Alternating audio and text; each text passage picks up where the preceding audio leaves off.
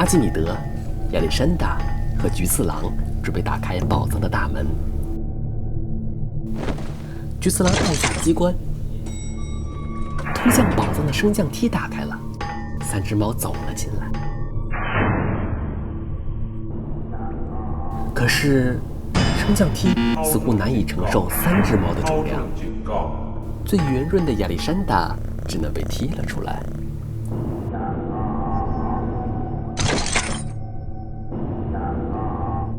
菊次郎和阿基米德走出升降梯，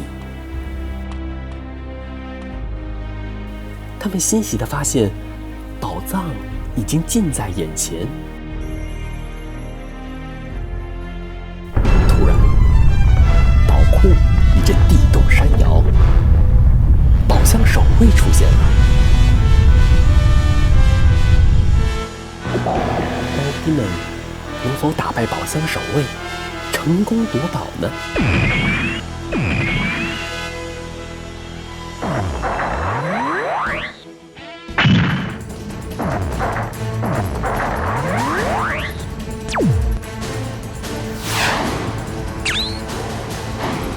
危机时刻，菊次郎拿出镜子，干扰了导弹的飞行路线。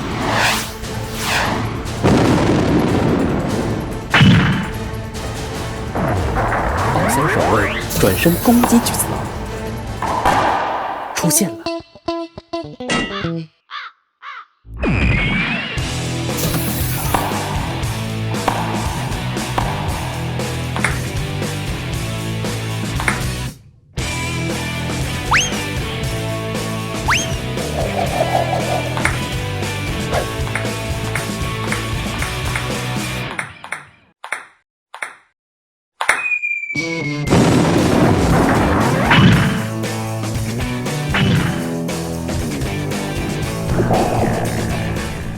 宝箱守卫倒下了，菊次郎和阿基米德准备去拿宝藏。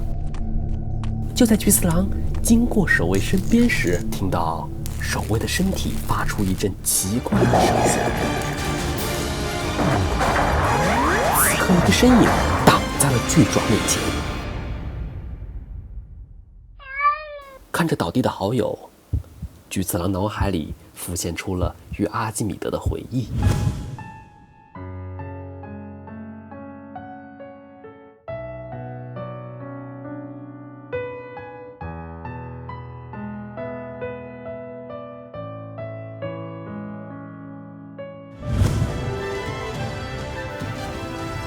面对宝箱守卫，菊次郎的愤怒值逐渐拉满。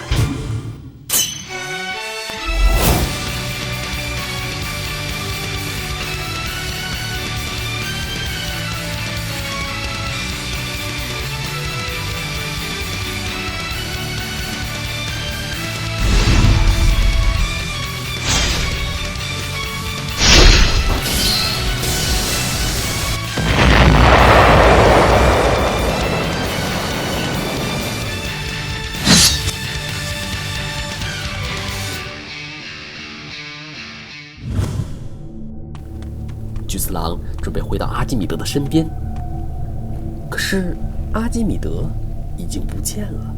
他抬起头四处张望，宝箱也消失了。原来阿基米德是假摔，他竟然背起宝箱准备跑路。这就是传说中的最佳损友吗？